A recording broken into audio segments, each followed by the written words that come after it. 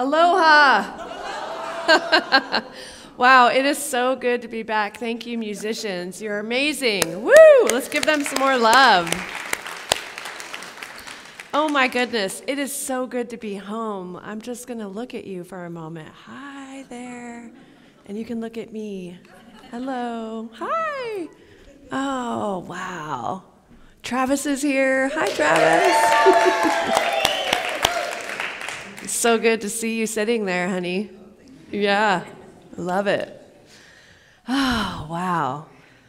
So you guys had an awesome month so far. You had Reverend Diane on the 4th. How was Reverend Diane? Yeah. And then you had Delon, who's not here today, on the 11th. Yeah. And then last Sunday was someone who hasn't spoken here in a while, Kevin Hober. How was he? Yeah? Awesome. I know we love variety, don't we? Variety is good. Susan was the hostess with the mostest? Yeah. Thank you. Thank you, Susan. Wonderful job. It's so good to be back here. It's like, wow. Oh, it feels good to be here. Let's just keep saying that over and over again. Okay? All right. So isn't it ironic that the topic or theme for the month of September was work, and then the minister left on a sabbatical/vacation? You guys work, I'm going on vacation. And isn't it amazing how you don't realize how badly you need a vacation until you're on the vacation and it's taking you a while to actually unwind and be fully present in the vacation? Oh, you know, the past 3 years have really been intense, right? So much seriousness and so much going on, so much transformation in my life individually and probably in everyone's individual lives, and then in the life of this community. So there's just been so much, and it's like ongoing, and this is a part of life. And so how amazing and powerful it was for me to realize that we actually have to schedule time in to relax and to unwind. Even those of you who are retired, you've got to also make that time to just completely go offline, right? To interrupt your patterns, those daily patterns and routines that you get into. Because when we get into this other space, it becomes like a meditation. And we're in this meditative space where we can be more creative, where we can hear the divine to a greater degree than we may have been able to hear it while we've been in our little daily routines, you know? So it took me a whole week to actually unwind. And we flew from San Luis Obispo to San Francisco to Maui, and then we were there for 3 days, and then flew from Maui to Oahu, and then on Sunday, the 11th, from Oahu back to Maui. And it was on that flight that I was actually on vacation. I was actually like, I'm an island girl. I'm going to need some board shorts. I'm going to need some new flip-flops and some SPF 30. I go down from 50 to 30. And so it began, and it was amazing. And I was really called while I was on vacation to not even be in my phone. And I realized how much time of my life I actually spend on my little phone, typing, doing my daily Facebook posts, which I love to do, right? But at the time in vacation, I'm in the tropics, right? I'm not going to go on my phone. I want to see the ocean and be with the people and be with my husband and my family. And it felt so good to be and to let go of the doing and to be in the being. How many of you can relate to that, always being in the doing, you know? And so even if you're not able to get away for 2 weeks, 2 weeks is a long time Isn't it? I'm going to take a little drink of this. Thank you.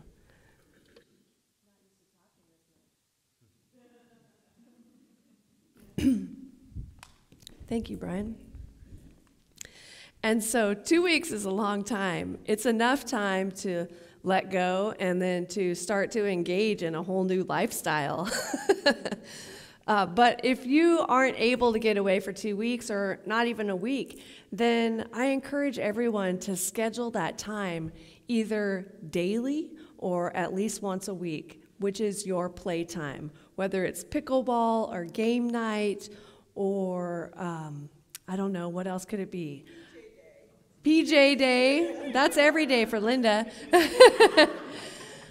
Where you stay in your PJs the whole day. Maybe you don't leave your house and you just enjoy not having to get ready. You know, I enjoyed not putting on any makeup and just being like, hey, I'm here. Let's go. Let's go see what's happening at the ocean. You know? Whatever it is, make that time because this time for play is so important. And many of us have a lot of work we're doing in the world. Maybe we're helping our families or our friends. And I know that I always hear that people who are retired actually get more busy, and they don't know how they got so busy, but they've added all of these things into their schedules. Make time to play. It is so important for your well-being and for your mental health. That is a great assignment, isn't it?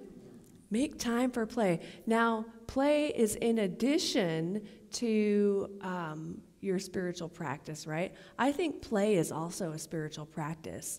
So it's in addition to your meditation and your prayer work and whatever else it is that you do as a spiritual practice, spiritual education and so forth. So George Bernard Shaw said, we don't stop playing because we grow old. We grow old because we stop playing. And Alan Watts actually said, this is the real secret of life, to be completely engaged with what you are doing in the here and now.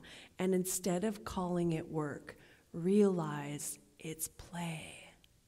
And so we have to practice and make time for play so that we can take that playful energy into what we call work, what we perceive as work. Yes? And then the last quote that I have is, all work and no play makes Jack a dull boy. Or all work and no play makes Jill a dull girl. You know? It is so important. Now, in my playful relaxation and enjoyment, it became very clear to me of how busy I have been personally in at least the last year. And it was so good to relax and unwind. And that's when it occurred to me that to play is to meditate, because everything became me as the observer, and it was fun, and I didn't feel concerned or upset about anything. I just felt, not that I feel that normally, but you know, when you get exhausted, things start to affect us, right? And we tend to have a shorter fuse and tend to dwell on things that, if you practice play, you will find that those things have no power over us and they're actually unimportant. So, to play is to exercise or employ oneself in amusement or recreation. When we play, we leave behind our concerns and immerse ourselves in joy, amusement, and relaxation. How fun! Sign me up. Any 7s on the Enneagram here? We are all ready to play. But everyone is called to play. So I want to share a little bit about my trip. So you've all heard of the Aloha Spirit, yes? So the Aloha Spirit, by definition, is the coordination of mind and heart within each person. It brings each person to the self, and each person must think and emote good feelings to others. It means mutual regard and affection, and extends warmth and caring with no obligation in return. So, aloha. Say that to each other. Aloha. Aloha. Aloha. Yeah. Aloha.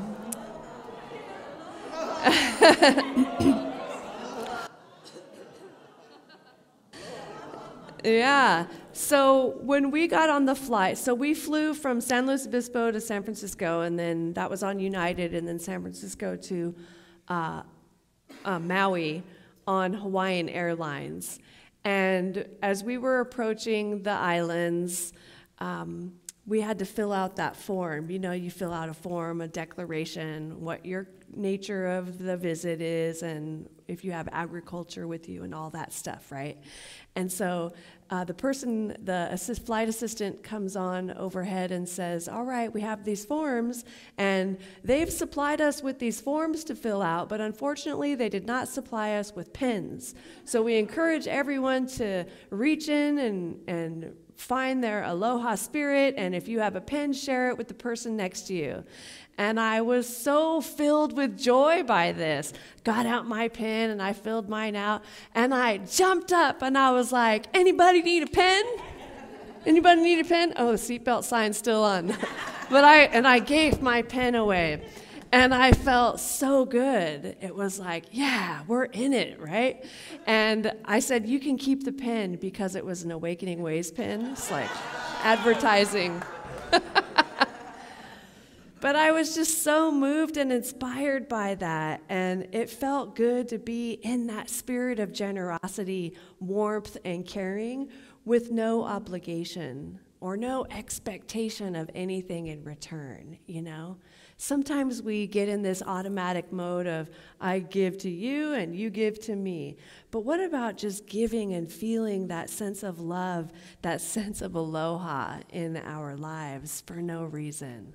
So that's what we're called to do this week. Be in the Aloha Spirit, a sense of warmth and generosity, of giving, whether it's giving your attention, your time, your love, or a pen, you know, whatever that is, giving from that and making time to play. Now, I already shared that I enjoyed the time of disconnecting and just switching into this totally other mode of being, which was actually foreign to me after so many years of, you know, there was pre-COVID, and I was working on getting my ordination with Centers for Spiritual Living as a minister, and I completed that. That was a lot of work that took. And then right after that, we went into sheltering at home. And then, so there was a lot of work in switching things around and pivoting, and then, oh, we're going to meet back in person, and oh, now we're going to, you know, oh, look, Awakening Ways is calling me. Here we go. And just the constant movement, right, in the doing. So that being and taking that time to actually be for more than 40 minutes in meditation was so powerful. So I highly encourage that. You know, families who are raising children these days have a thing called screen time, and that's the time where they're allowed to be on the screen, and then they're not allowed to be on the screen. So let's do that too, right? Let's give ourselves time to not be on the screen, not be on our phones, not checking email. Many of you might already be in that position, so this may be just me talking to me. I don't know. Talking to Gina, she laughed. But take that time to be off of the screen and totally present with the one. Now, before we left, something, Spirit, right, nudged me to look up Ram Dass and see where I had heard that he had a place in Maui. I don't know where I heard that, maybe on a documentary that we saw. And so I looked them up, and their calendar of events had nothing listed. And so I emailed them and I said, hey, My family and I were coming to Maui on these dates, and I just wondered if we could maybe stop by and have a tour of your place, or if you have any events going on. And I received an email back that said, hey, we have a meditation and we have a kirtan happening. And they were both on the days that we were leaving for Oahu. And I said, oh man, we're going to Oahu for that week. Do you have anything else going on? He said, oh, we have the same events the following week. So that meant Thursday meditation at 4 p.m., I think it was, or 4:30. And that was it. So we were very excited. Now, that was toward the end of the trip, right? And the directions were, turn left on Mokopea or whatever. Have you been to this place? Okay. Turn left. Oh, turn left on Mokopea or some name, right? And then it's 345, and so we turn and there's a progression of the numbers, and then it's like it skips 345. So we go to the end and we're looking at the ocean and we're like, okay, what's happening here? And I said, oh, they actually gave me these details that I didn't read. That's not on the Google map. So we went back, and I said, it says turn left at the Hanuman mailbox. There's a little Hanuman, which is the monkey god, painted on the mailbox, and you'll go in there. There's not like a lot of signage, right? And so we came back, and I'm like, there's the Hanuman on the mailbox. And so we turned and drove in, and when we got out of the car, I felt so much love and so much joy and so much peace. Like I was overcome with it. And it was the energy of Ram Dass, right? That peace and freedom of being in the heart space and in the here and now. And I thought, we should have come here on Monday when we got here, right? And then we walked around. So there's a temple that they have built for Hanuman. And we look in the temple, and there's two people in there practicing kirtan, harmonium. There's a lesson happening. And so we walk around and sort of look around. There's a garden called the Loving Awareness Garden.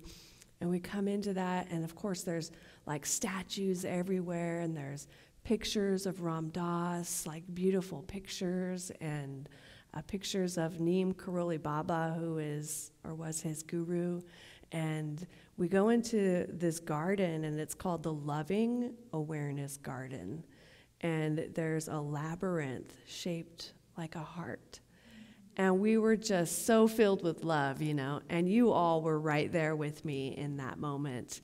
The whole trip, but really in that moment, I was thinking about everyone here and awakening ways and what we're up to in the world. It was like this, right? This is what we're up to. Loving awareness, joy, peace, love, remembering who we really are. And one of Ram Dass's big things was, you're not who you think you are. And what that does is allow us to let go of whatever mental thing we have going on, upsets and comparisons and all the ego stuff, right? It just like dissipates. When you hear that, you're not who you think you are, like all of that is just not real. And that really brings us into the heart space, yes? So here we are in the heart space, in this meditation garden, and there are back jacks and cushions set up in the labyrinth shaped like a heart. And so Travis and I make our way in, and the meditation begins. And there's chanting for like 10 minutes, and then we had silence, and then there was a walking meditation for like 10 minutes, and then more silence, and then it was complete. Now, after the walking meditation, there was this one of those huge palm trees, not just a tall one, right, but a huge, like, amazing, abundant palm tree. And it seemed to be glowing with the sun shining behind it and the beautiful blue sky as the backdrop. And I felt like I needed to just lay down and stare up at that. And so I got rid of the back jack. You were sitting and you're still. And I laid down. And it's hot there, right? It's like 80 degrees with 90% humidity. And I lay down and I'm staring at this palm tree and then began a conversation with Ram Dass. And I was asking questions, and Ram Dass was leading me back to, that's not who you are. Like, just let it go. None of that matters. None of that matters. And so quickly was I able to get to this space of love. And in that moment, nothing else mattered. And so I know this to be true in all of our lives. Whatever we may have going on, aside from that, you are pure love. And that pure loving energy is within you wherever you go. But it's up to us to remember that, to recognize that, and to let go. Like, we don't have to give power to, whatever it is, the complaints, the upsets, the anger, the gossip. It's not as interesting as the love that lives within you. That is way more interesting and way more expansive. If you pay attention to that, that will grow. And who doesn't want that? But if you feed and pay attention to the other stuff, that ego-driven stuff, then that grows. So we're called to turn our attention inward and be in that heart space of love. So that's when you guys were all with me. And then it gets better. How does it get any better than that, right? Wow. So then the meditation's over, and I'm thinking, well, I just had this it was like a intense conversation, like sentences, right? Not just like love or whatever. There were sentences happening, and then we got to tour the grounds, and there were 3 of Ram Dass's caregivers there. Now, they were in a documentary film on Netflix called Coming Home, and you may have seen that. If not, it's beautiful. You'll want to take a look at that. It's a short documentary about Ram Dass and him leaving his human form. And so the lady's name was Dossie, and I can't remember the other guy's name. I want to call him Andy, but it was like Matthew. And he had an Indian name. I can't remember it. And then there was one other guy. I can't remember his name. Jason, I think. And so those were the caregivers for Ram Dass. And when he passed out of his human form, they were called to keep the grounds and carry on his legacy by maintaining the house. And they built the Loving Awareness Garden, and they built the Hanuman Temple, which they called the Hanuman Mandir. And they had a local carver get wood from a monkey pod tree. Monkey pod trees are prevalent over there. And carve out a Hanuman statue, the monkey god statue, and place it in the temple. And then they had a space for Neem Karoli Baba, who is all about love, and then Ram Dass on the other side. I mean, I was in the love zone. It was like we didn't want to leave. And we were probably there till around 7. So then they took us into the house, and it was like Neem Karoli Baba shrine, And if you don't know about Neem Karoli Baba, you should look him up. He was all about love and all about that. He gave that look of just love, and he would just look at you, and you would feel pure love, and everything else would dissolve. Yeah. And so there were I remember a giant Neem Karoli Baba painting and a Neem Karoli Baba blanket. Those blankets that, anyway, it was funny. And pictures of Ram Dass and Hanuman all over. And then we were taken into this other room, and they had a table, it was like a massage table. And that was the table where Ram Dass would get a massage. And then it was the table that they had his body on at the end, and they did a lot of ceremony and ritual around him, and really guiding him into his next realm. And so we were totally moved and inspired by being in this space. It was powerful and holy and so transformative. And then we were so beautifully gifted by Dasi, who was his primary caregiver, 2 mala bracelets, 27 beads, and in each bracelet there was tied a thread from Neem Karoli Baba's blanket into that. I know, right? Wow. So we were feeling the love and of course, feeling the call to spend some time with Hanuman. So there's going to be some Hanuman work that we're doing in our private lives, and it's very powerful. So you may hear a little bit more about that. But Hanuman is all about service and being selfless, which is so powerful, right? Selfless service. Hello, seva.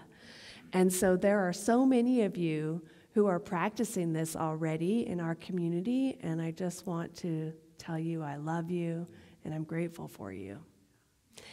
Thank you. Everyone who's in service today, or who's been in service, or who's going to be in service soon. Thank you. Yeah. Love it. So that was Thursday, and I remember I turned to Travis and I said, I'm complete. Like the trip is, I'm good. I don't need to do anything else. I feel good about this whole time, you know. We had 3 more days to come up with things to do, but you know how sometimes you're like, I want to do this, I want to do that. I got to get the shaved ice. I got to get the Dole Whip. I was complete though. And he felt the same way, and it was so beautiful.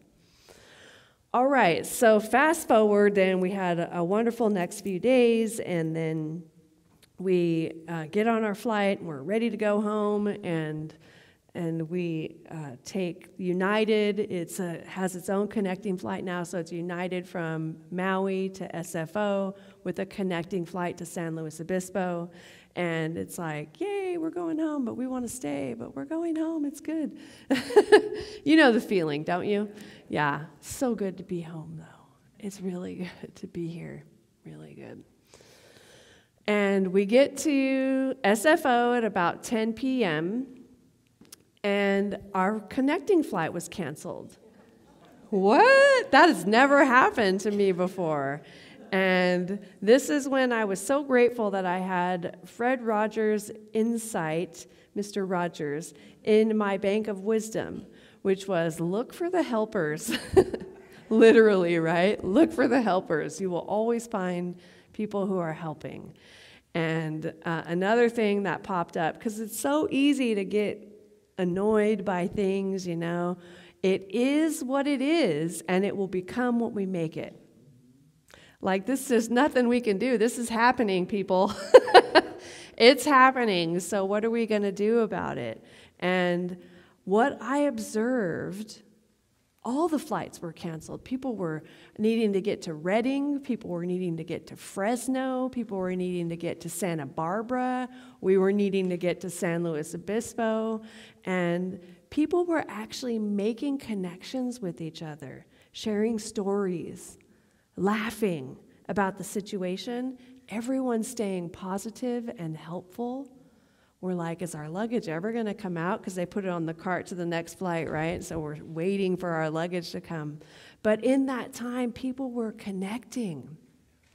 I talked to one lady who had connected with a group of travelers who were headed to her same destination, Fresno, from SFO. That's a long journey. Well, they told her, you can ride with us. And so I just teared up at the beauty of that, right? That's the Aloha Spirit. You can ride with us. So she called her husband to let him know. He approved, and she was all good. Of course, you'd have to know that you connect with the person, right? You're not just going to get in the car to Fresno with anybody. So then our luggage arrived. Travis is over talking to the person, and our luggage is there, and I'm like, our luggage is here.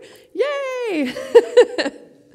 And all of the luggage came in except for one bag. And then that other group, all of their luggage came in except for one bag, and we're like, we're so close. But then shortly after that, we heard the little counter thing begin to spin up and spit out luggage, and then we saw ours come out, and the other people saw theirs come out, and we just did this happy dance of joy, right? Yay! Thank you, Spirit. It was so good. So to speed this up, we were on the road by 1 a.m. We had a quick food stop, and then we had to rent 2 cars because we had 13 bags and 4 people. I know. Traveling light, yes.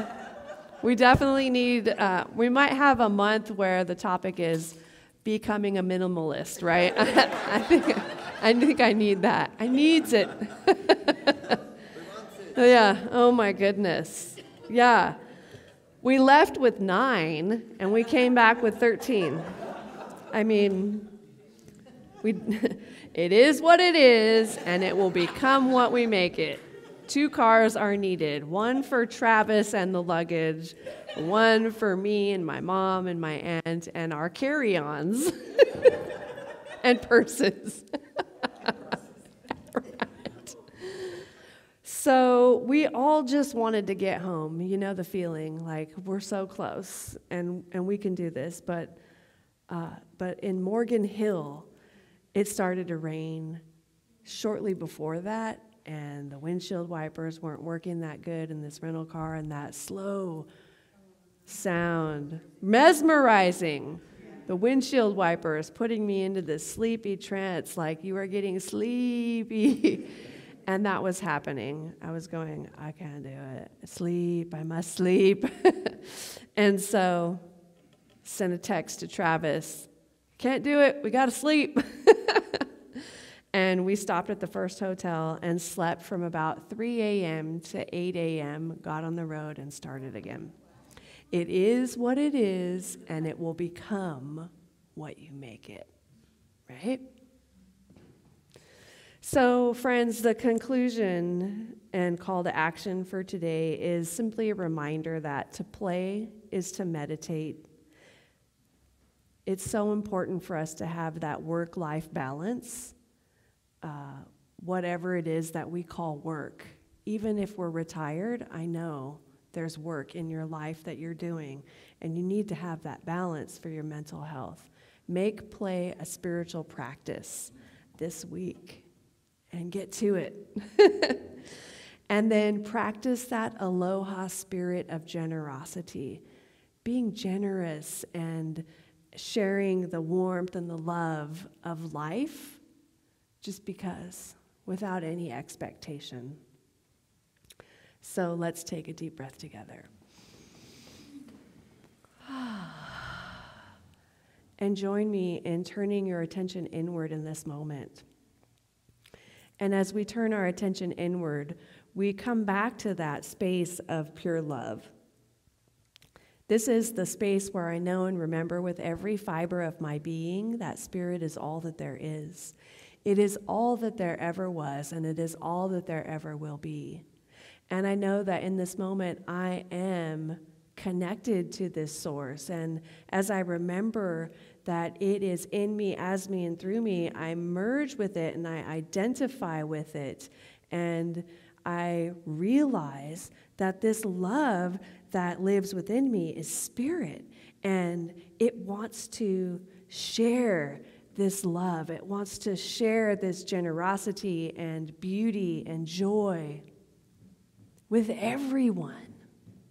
And so I know that going forward this week, there is nothing that gets in the way of sharing that joy, of sharing that peace and loving energy. And this is true for each one of us, and that we make time to play. We maintain that vacation vibe throughout the rest of this week, knowing that everything that needs to get done gets done. We do what's important. And we allow ourselves to be playful, to be in the Aloha Spirit. And it is so good. And I am so grateful. I'm so grateful for this time together and for this community, the Awakening Way spiritual community that is making such a great impact on the Central Coast of California. We are amazing. And so much good occurs because of the individuals in this community. And when we come together, we are a powerful and mighty force of aloha to be reckoned with. And it is good. And I am so grateful. I release this prayer now, knowing it is so, and so it is. So it is. Aloha. Thanks.